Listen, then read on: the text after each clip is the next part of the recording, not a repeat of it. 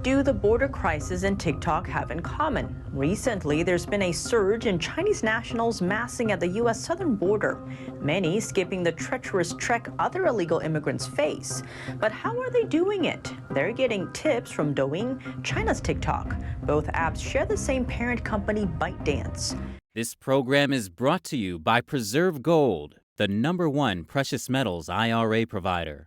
Call 855-962-3322.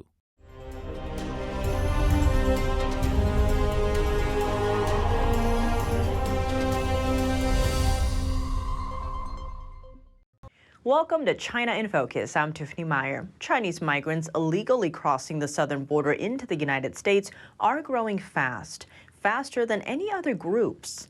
Some of them found tips for the long trek on social media. One of them is Douyin, the Chinese counterpart of the popular app TikTok. Here are the details. Scenes like these are becoming more common along the U.S.-Mexico border. Long lines of Chinese nationals being questioned by U.S. Border Patrol agents. The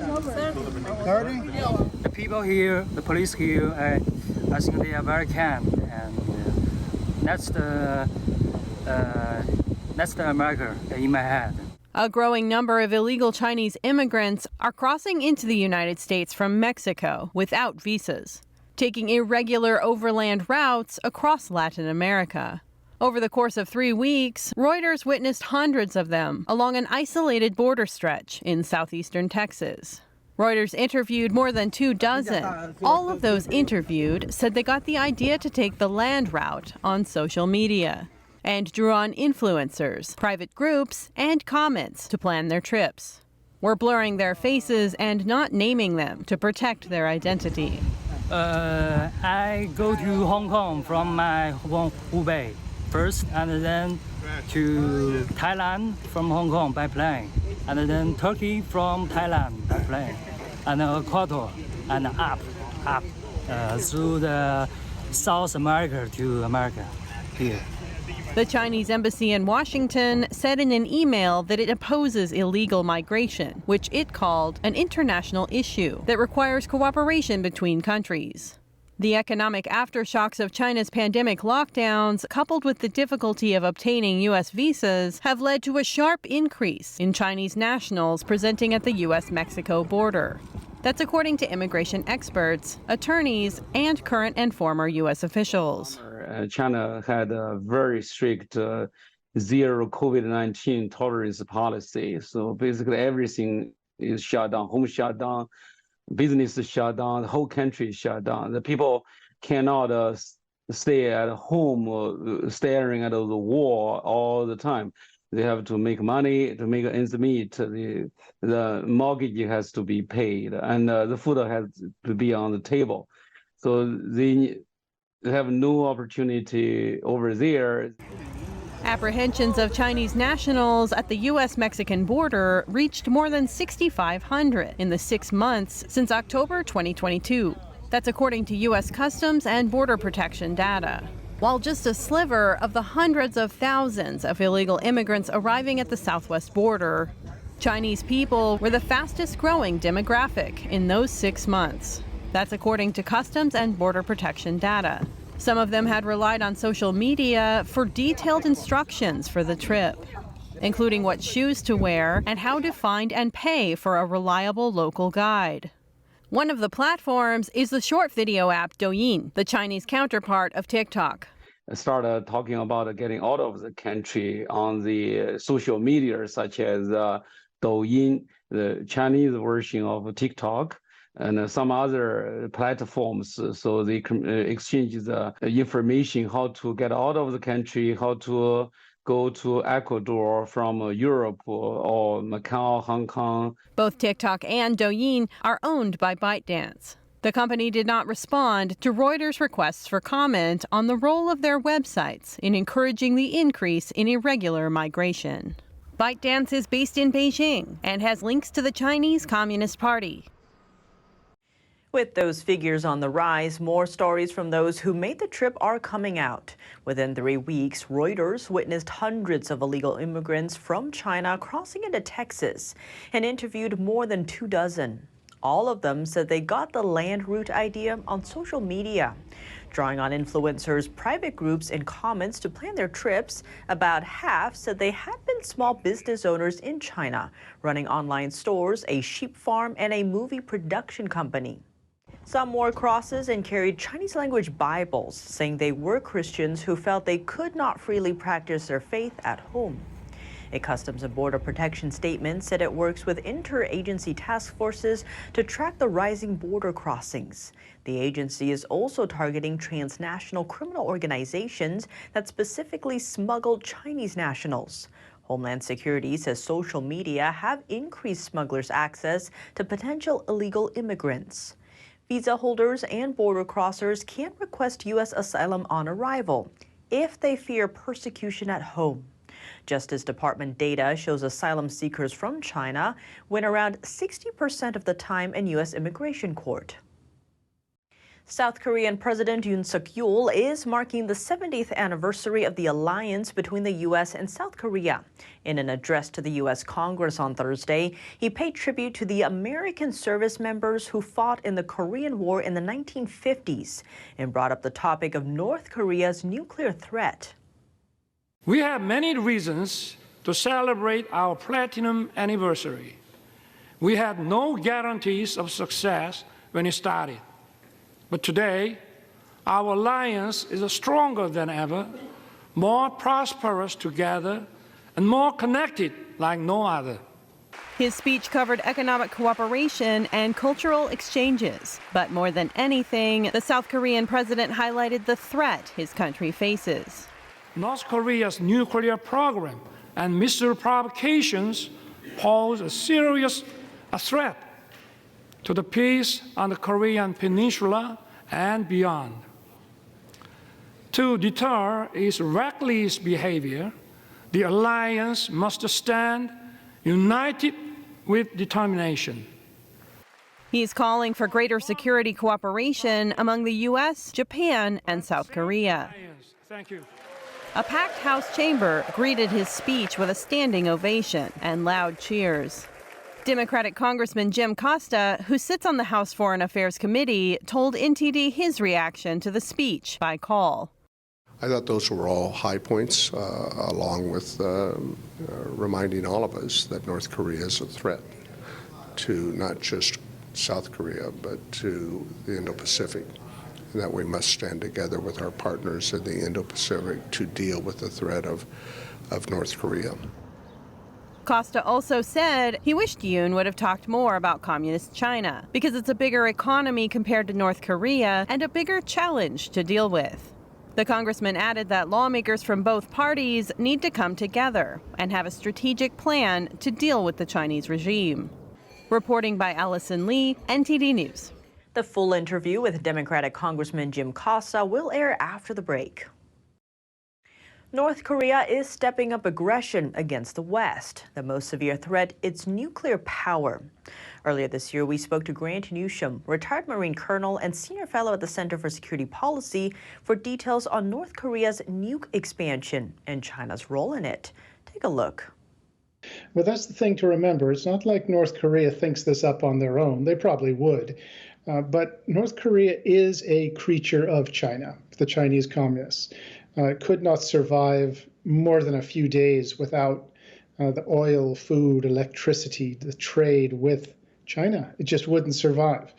And you look at China's, what they have done to build up North Korea's arsenal. North Korea would not have nuclear weapons without Chinese help, wouldn't have the missiles it has without Chinese help. He said that Communist China is supporting its communist neighbor with weapons to distract the West. When you see on the videos, you'll see these North Korean missiles being rolled out on this tractor that has many wheels, but the tractor comes from China. And you look, and the people who really know this stuff, they'll look at the weaponry and say, oh yeah, China, China, China. To keep in mind, North Korea is a very useful tool for China in terms of keeping its adversaries, its self-declared adversaries, the Americans, the Japanese, etc., occupied, focused on North Korea instead of looking at things like Taiwan. Newsham added that nobody likes to talk about the nuclear threat, but it's there. An urgent call on Beijing to free an American detained in China. The Texas businessman named Mark Swidan was handed a death sentence with a 2-year reprieve in 2019. He's been in custody since 2012. The House passed a bill on Tuesday urging Beijing to immediately release Swidan. Mark Swidan is an American, a Texan, and a hostage of the Chinese Communist Party for more than a decade. Congressman Michael Cloud sponsored the bill. He says the vote sends a clear message that the U.S. would defend Americans who are wrongly imprisoned by authoritarian regimes. Swidan was arrested in China in 2012 on drug-related charges. He's been detained in a Chinese prison since then. This April, a Chinese court decided to uphold Swidan's death sentence. Swidan is one of 3 Americans currently detained in China. Another is Lookalike, a naturalized U.S. citizen born in China. He was detained on a 2016 visit to relatives in Shanghai and is now serving a 10-year prison sentence. Never would we have imagined in our wildest dreams that he'd be whisked away by agents of China's Ministry of State Security on these charges of espionage. Then there's U.S. Pastor David Lin. Lin became a Christian after coming to the U.S. Later, he went back to China to share his beliefs and became active with house church activities there. In 2006, Chinese authorities arrested and charged him with contract fraud. He was handed a life sentence. China later reduced that charge, and Lin is set to be released in 2030.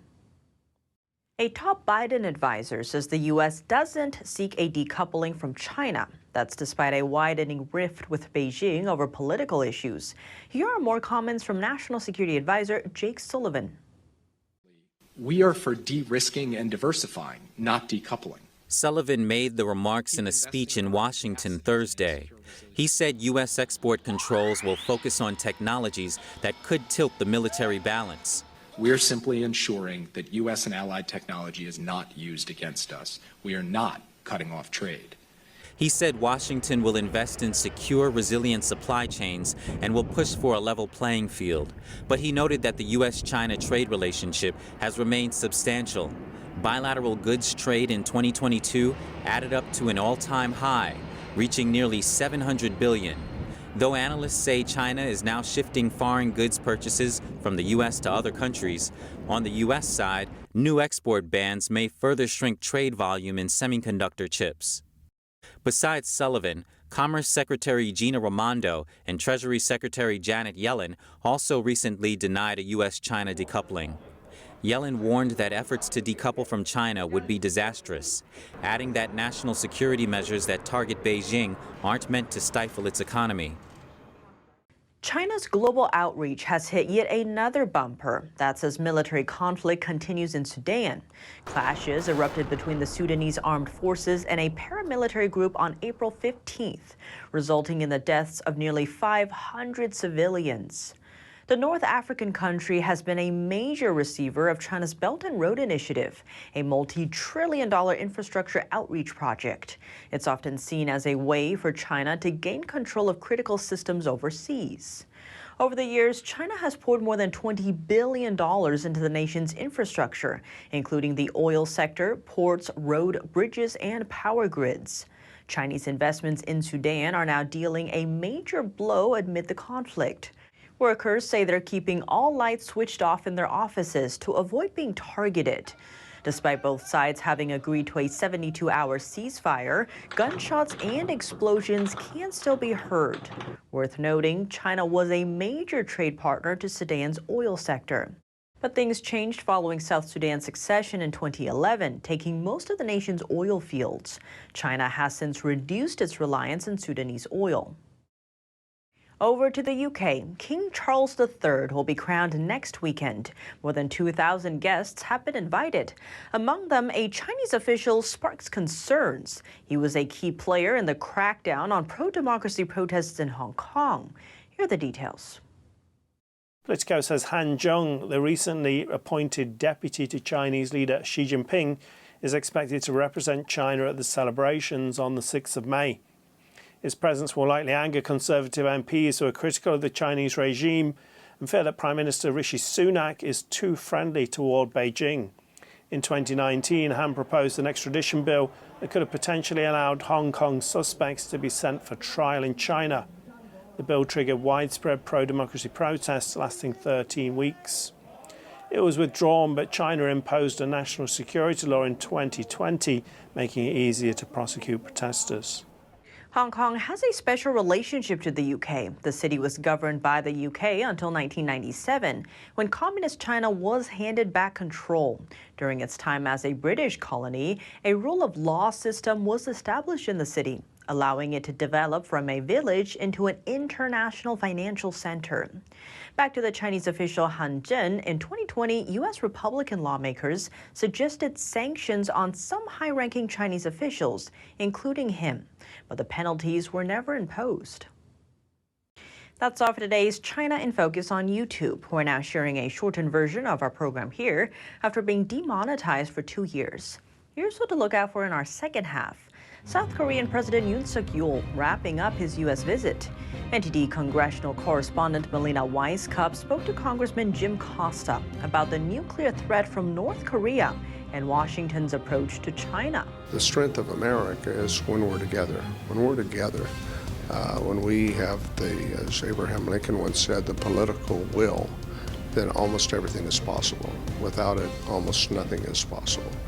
And that's why we must be together on these important foreign policies. The full episode is available on our partner platform, Epoch TV. To sign up, click the link down below. Thanks for watching China in Focus. I'm Tiffany Meyer. See you soon. A performance that truly matters for each and every one of us.